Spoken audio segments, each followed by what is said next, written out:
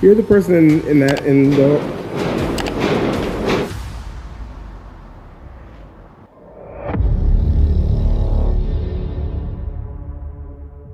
Outdoor adventures are about finding peace, but that peace can vanish the moment the forest begins to stare back at you. From the howling of predators around an Alaskan campsite for 3 hours straight to strange chanting echoing through the trees, when the silence is finally broken, will you have the courage to stay and find out why? On November the 18th, 2023, the YouTube channel Outdoor Boys uploaded a solo bushcraft video filmed deep in the forests of Alaska. The channel is known for outdoor survival hunting and camping in remote environments.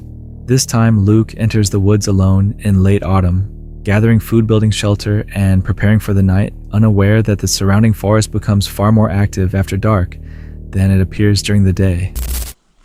An invasive beetle called the Japanese spruce bark beetle has wiped out more than 90% of the spruce trees in this forest. I can see a spruce grouse sitting on a tree branch up ahead. I definitely got him. Oh, there he is. Yeah. There it is. Check it out. Those are moose bones right there. That looks like a big wolf dookie. See all the hair in it? Oh, there's more wolf poop. Wolves probably patrol this trail looking for food. Sure, there's a lot of poo on it. Oh, this looks like a decent spot to make camp. Luke moves slowly along a forest trail in Alaska, searching for food and checking animal tracks. Along the way, he passes bleached moose bones and large piles of dark scat filled with fur, confirming that this area is part of an active hunting territory. Later, Luke selects a campsite surrounded by dead spruce trees. Years earlier, bark beetles killed most of the forest, leaving dry trees standing everywhere. He cuts the dead trunks and stacks them into a simple bushcraft wall to block the wind and reflect heat.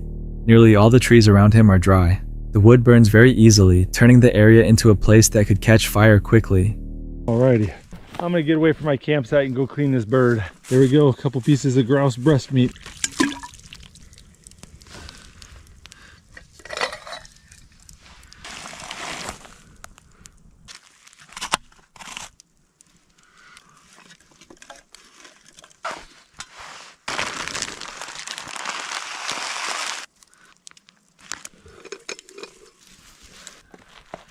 Oh, that's looking good. Let's just stick it right there to warm.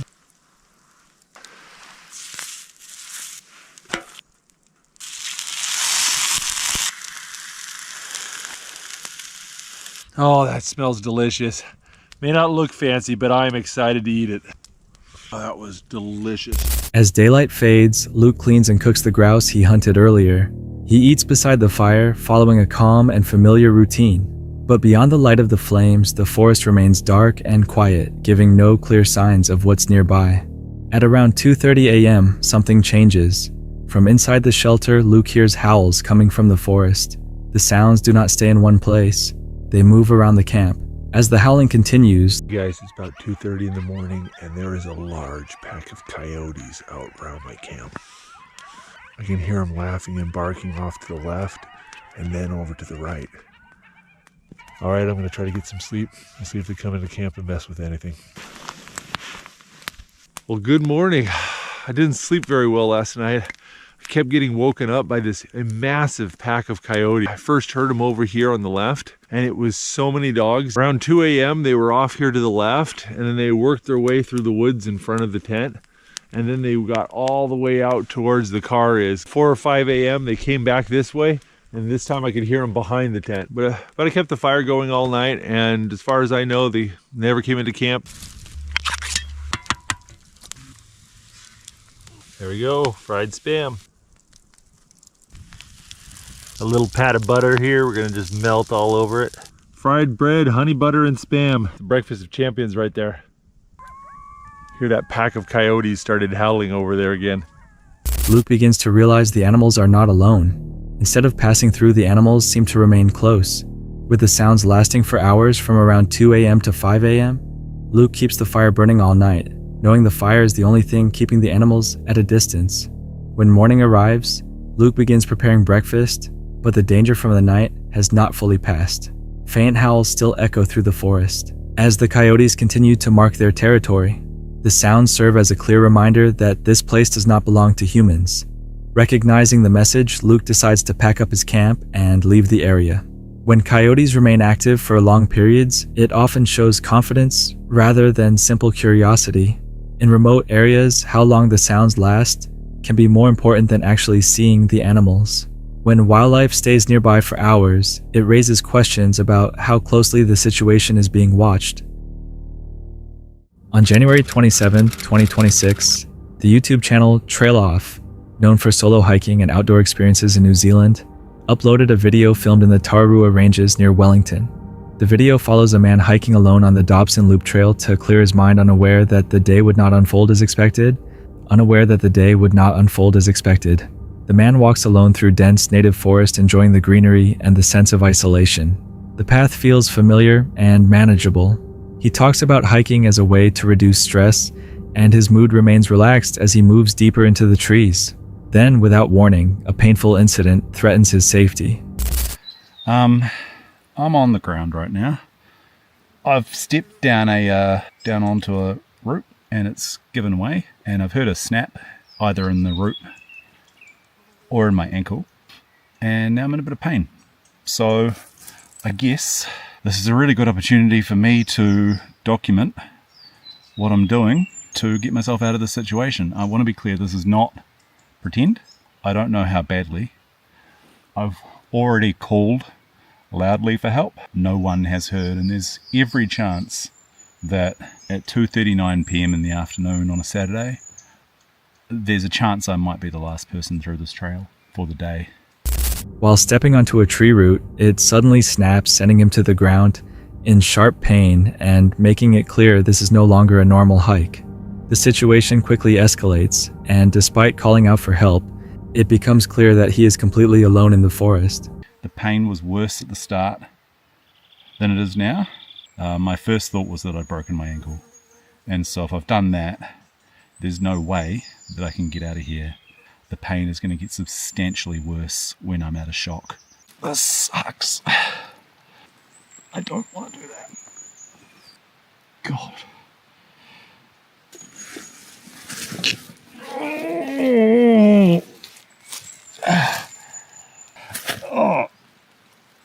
Oh God.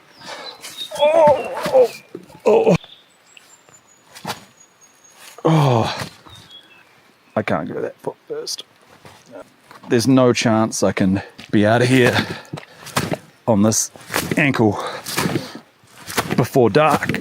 Oh. Despite the pain, he tries to stand, but it is immediately clear that something is wrong and his body won't allow him to walk out safely. I've reached hopefully it holds me up. Okay, basic first aid now. I think it talks to my phone, so I'm going to get out So I've had a reply from, I guess, the emergency services. I don't really know who, maritime something. I met a lovely lady called Stephanie who's going to walk out and let Katrina know that I have a sprained ankle and that I've used my GPS or my PLB to call for help. I think she felt a bit guilty leaving, which it's understandable, but she couldn't help me, and so going and confirming that in fact I do have help coming is handy. When I move around, the ankle's clicking a bit and it's sitting funny, and I'm starting to get the shakes a little bit. I put on some warmer clothes because I'm actually kind of cold now. Just replying to emergency services who have asked me to confirm that I'm on the track. Accepting the situation, he activates his personal locator beacon and sends out an SOS signal. He receives a response soon after. While waiting, his body begins reacting to the injury, requiring immediate steps to stay safe and stable. So that definitely sounds like a helicopter. I can't really move. I want to get up and wave stuff around, but I can't.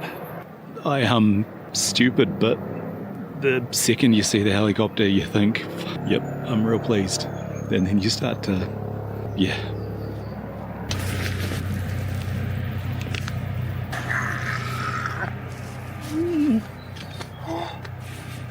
That was a dignified noise. Something that's not fucking green. I'm in this clearing. Eventually, he hears the sound of a helicopter overhead. Relief quickly turns into fear when the aircraft circles but does not see him. Please see me. Please.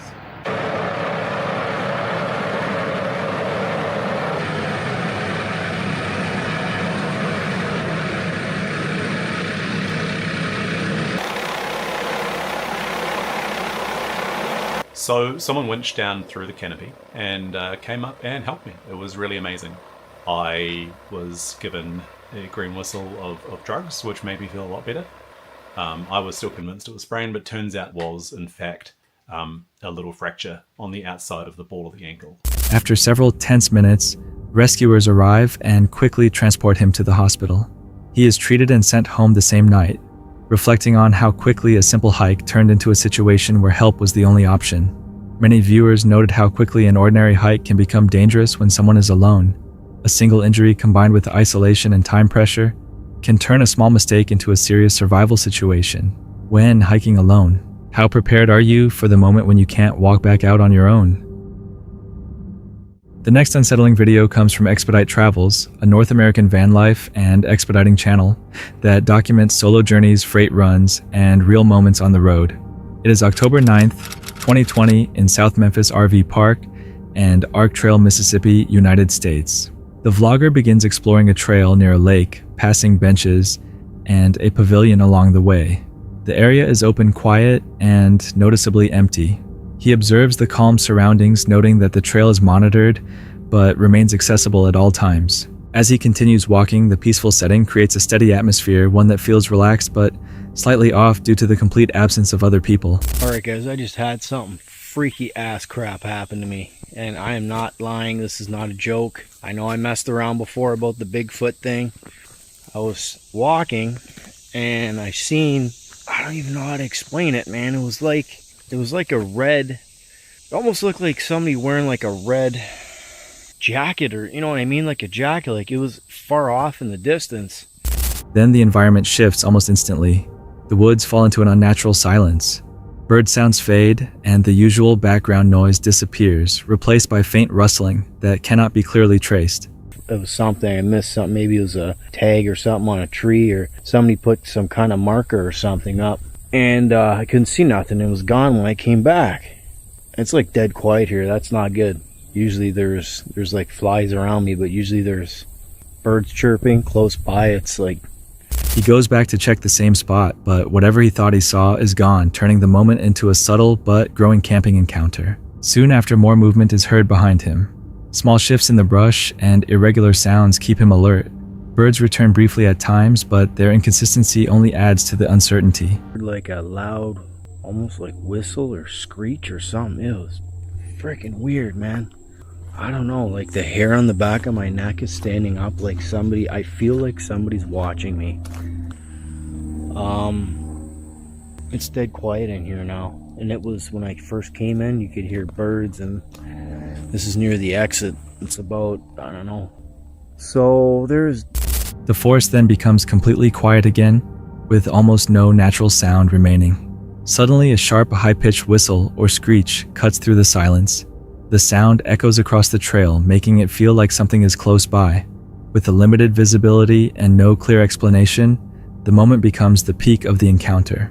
What begins as a calm walk along a quiet trail quickly turns into something far more disturbing. Even though no clear source is ever found, the sequence of events creates a strong sense of unease that lingers. A camping encounter doesn't always reveal itself clearly, but when the forest suddenly goes silent and something calls out from the distance, would you trust what you heard, or pretend it was nothing and keep walking? The video comes from Rick and his Vanna UK-based van life and camping channel, centered on simple overnight park-ups, rural stopovers and road trips, often exploring locations tied to local history and haunted reputations. It is January 14th, 2024 in Hartley, Maudet, Hampshire, England, United Kingdom. Rick arrives at Hartley Maudet, a place known for both its history and its reputation as one of Hampshire's most haunted villages, setting the stage for a quiet but uneasy camping encounter.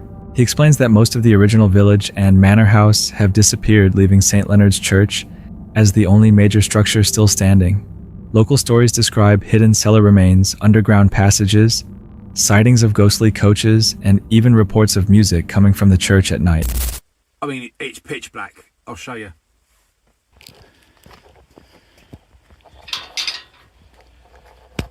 Right, look that up. Remember what happened the last gate that we had? Okay, it looks slightly different at night. You see those? Once night falls, Rick leaves the van and walks around St. Leonard's Church with a torch. The churchyard feels noticeably different in the dark, with stained glass windows glowing faintly and gravestones fading into the shadows. He moves carefully, listening for anything unusual, but most of the unease comes from the isolation, the limited visibility, and the history connected to the location. Shit. Sorry. I mean to swear then. It's got to be an owl that's in the trees. It's got to be an owl that's in the trees. There you go. A sudden loud noise breaks the silence, immediately startling him. He assumes it may have been an owl, but the source is never seen. As he heads back toward the van, rustling sounds follow him through the trees, growing louder as he walks. When he shines his torch into the darkness, 3 small points of light reflect back at him. He considers they could be animal eyes, but never confirms it. I make some dinner in the van. Hang on. I've got a slight issue. I was going to make some dinner in the back of the van, and then there was a guy pulled up in a Defender and said to me that I can't stay here. When I asked why, his words to me were, "This is the fishing club's car park, and you can't stay here tonight, mate. Can you go?" I'm going to be gone first thing. And he refused to let me stay and said that I'll be blocked in. Well, there we go. The bloody light's fallen down. So, change of plan. I'm going to have to try and find somewhere else to sleep. So currently, driving down through the... I'm going to have to try and find somewhere else to park up and get me dinner. So, I'll be back with you momentarily, as they say. Because I mean, it's like 10 o'clock at night. Do you know what I mean? You let me stay there, but alright, I guess, you know, if it's your land, it's your land, then you don't want me staying there, that's fine. The most direct moment of the night happens unexpectedly just as Rick prepares to settle in. A man arrives and informs him that he cannot stay, explaining that the area is a fishing club car park and that there is a risk of being blocked in. Rick decides to leave and continues driving through the countryside late at night, searching for another place to park. The night at Hartley Mahdi does not provide any clear paranormal evidence, but the setting creates a strong sense of unease. The darkness around the church, the unexplained sounds, and the distant lights in the trees all contribute to a tense atmosphere. However, the most disruptive moment comes not from the location itself, but from being forced to leave unexpectedly. After relocating, Rick finds a quieter and more suitable place to stay. Sometimes it's the atmosphere, the sounds, and the unknown that make it feel real. If you were there that night, would you stay longer? Or leave before things got worse? The following disturbing video comes from Jamie Does Wild Bikepacking, a UK outdoor adventure channel focused on solo bikepacking, wild camping, and overnight trips. It is March 11th, 2026 in Norfolk, England, United Kingdom. Jamie travels through rural Norfolk searching for a quiet and permitted place to stay for the night. His first planned location near a scenic viewpoint is rejected due to restrictions on overnight parking, forcing him to change plans and move toward a more isolated area near Peters Way, surrounded by woodland. I don't know what the hell's going on tonight. I can hear all sorts of weird singing going on in those woods. While outside the van, something unusual breaks the silence. Soft singing or chanting can be heard coming from the nearby woods. At first, Jamie reacts casually, but the sound feels out of place in such a remote setting. What's going on under there?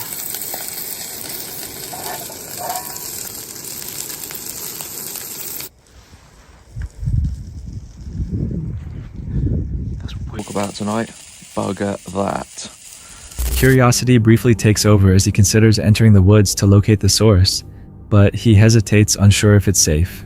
As he steps away from the van, the isolation and atmosphere quickly shift his mindset, leading him to abandon the idea and return to the safety of his vehicle. Just got out of the van to have a piss. What the fuck is that? There's a light in the bloody woods now. I'll tell you what, fuck this. What starts as a normal solo camping trip slowly turns into an unsettling camping encounter. In the end, Jamie chooses caution over curiosity, staying inside his van and avoiding further risk. The night ends without answers, but with the strong impression that the woods were not as empty as they first seemed. Sometimes a camping encounter doesn't show itself directly. It just makes you feel like something is there. If you were in that situation, would you stay inside or step into the dark to find out? The chilling video comes from Romany Pirates, a UK-based van life and travel channel that documents camper van adventures, boat projects, and nature escapes across the United Kingdom. It is August 1st, 2023 in the Peak District National Park, United Kingdom. After a long day of traveling, the couple finds a quiet place to park their camper van for the night. The area feels peaceful, surrounded by open countryside typical of the Peak District. They begin settling in for the evening by preparing food and making hot drinks.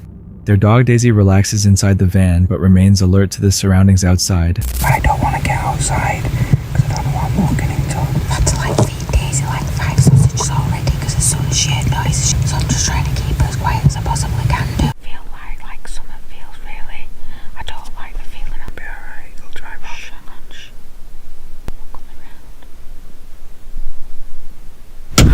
Yeah, about 30 minutes down the road. We found another park. It's shaking. Poor Daisy, she's literally shaking. A load of people ran off laughing, and we heard them drive off. I've had a look at the van. Without warning, a loud bang suddenly hits the side of the van. Both of them react instantly, and Daisy responds as well. The sound is close enough that it could have come directly from outside the vehicle. Unsure whether someone is nearby or whether something simply struck the van, they pause in silence, trying to understand what caused it. It was right next to my head, so I didn't know what it was. So I apologise for my language. It was just this really loud noise. And then, like Reece says, we just heard like a lot of laughing, you know, young lads or something like that. I don't know, but they're obviously old enough to drive because they were in cars. We've driven off. We've made sure nobody's following us. We've come to a place that's on Park for Night because we didn't pick the last place from Park for Night. I didn't even know where we were really. And we do that sometimes, you know, we've done that regularly. We do it sometimes. Rather than risk staying in the same place, they decide to move the van to another location. Daisy remains uneasy as they drive away, and the couple reassures both her and themselves that relocating is the safest choice for the night. The daylight now in this beautiful park up that we've got. They've thrown an egg at the van. They obviously get people parking up there regularly, otherwise I'm presuming they wouldn't have had eggs on them. Like I said last night, they've done it because they've thought it's funny, you know. Yeah. It's a laugh in it to them. Because this is at home, and it's like somebody coming round you feel attacked, like somebody's attacking your home at that point. If you're watching this and you've ever done out like that, don't do it because it's not Stop nice. it. So it's just an egg on the side of the van.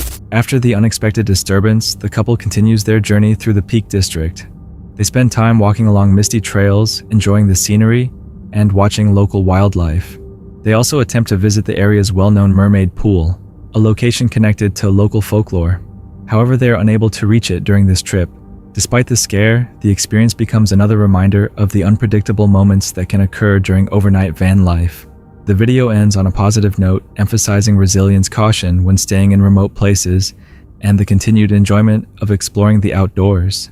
How can van life travelers know when something is harmless and when it might be safer to move on? The next video comes from Chelsea Maxine, a travel and survival style vlogging channel focused on first-person solo adventures. Her videos often show the realities of traveling alone through unfamiliar places, capturing genuine reactions to isolation, unexpected encounters, and tense moments on the road. It is November 18th, 2021 on remote rural roads in the United States. A sign, and this is why I got off on this exit to get gas. I saw a sign that said campground. What if we go and stay at a campground tonight? I did think of it as a nice place to sleep tonight. It's safe, secure for our first night out. As evening approaches, Chelsea continues driving through sparsely populated countryside.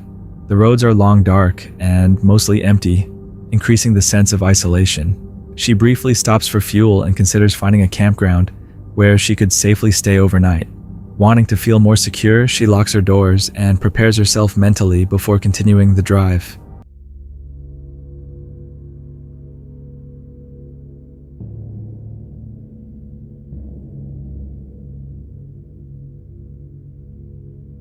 There was no one there. Like, there was no cars in the parking lot. Oh no. And then I started hearing noises inside my car. I didn't get out of the car, but there's noises in the car.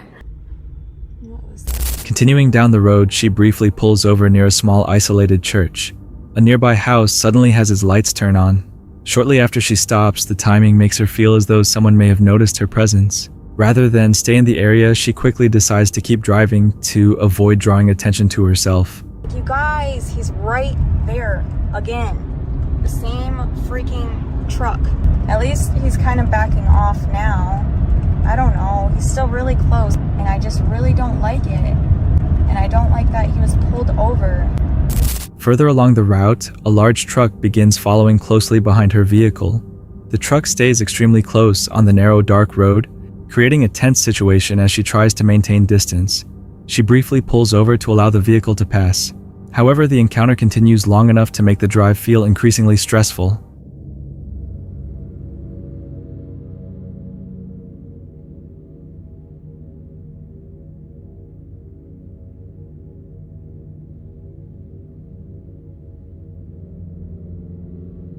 Situations like this show how quickly a quiet drive can turn tense when the road is empty and help is far away.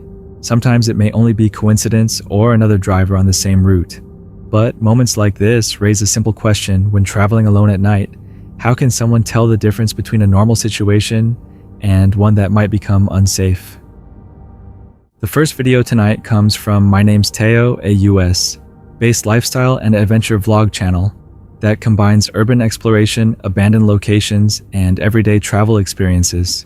It is December 2024 in the United States. The day begins with Teo filming from the back of his van, parked outside a Starbucks after dropping a friend off. He stops there to charge his devices and grab a coffee. During this quiet moment, he casually reflects on a recent Christmas party in Texas and meeting someone named Dolly, describing the event as enjoyable and memorable. Soft music and relaxed narration create an easygoing atmosphere before the group sets out toward the location planned for the day's exploration. 1954. It used to be. Do you see that? Yeah. Should we go in? No. You're the person in the.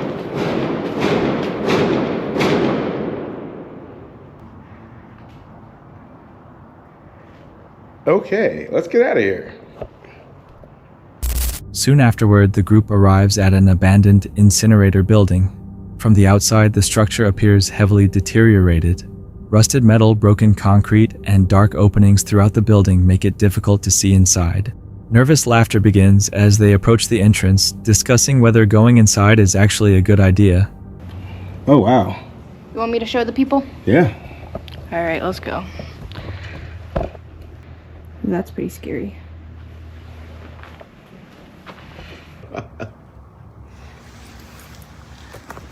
Two of you better not come around that corner and try to make me choose which one is the real one. While standing near the building, Teo explains some of the reported history connected to the location. According to local information, the structure may have once been used as a meat processing facility during the 1950s, with burning equipment previously operating on the property. I thought those were Christmas lights, but they're bullet holes. You thought they were Christmas lights? But those are bullet holes. Be careful, there's a huge hole right here. Oh my God, I thought that was a puddle. Okay. Whoa! All right.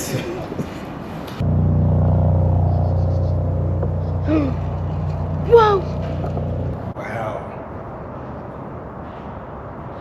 Did it feel like super stable or? No. Oh, this whole time we've been. I was trying to get a thumbnail. They continue exploring the surrounding area, climbing to higher vantage points in order to photograph the abandoned facility.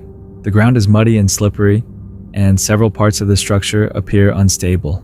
Bullet holes and damaged surfaces suggest that the site has likely been abandoned for a long time. After leaving the abandoned site, the tone of the video changes completely. Teo later visits a neighborhood known for elaborate synchronized Christmas light displays. Streets glow with colorful decorations and music, creating a festive holiday atmosphere. He reflects on childhood memories of seeing Christmas lights, with family contrasting the eerie abandoned structure earlier in the day with the warmth and nostalgia of the holiday display. The video ends on a lighter note, turning what began as a tense exploration into a festive and memorable winter evening. It leaves a simple question behind. When exploring abandoned places, is the tension really in the location itself, or in the way we experience it? That's it for tonight. Which moment creep? Drop it in the comments. Have your own story. Share it with us and stay tuned. The next one is even darker.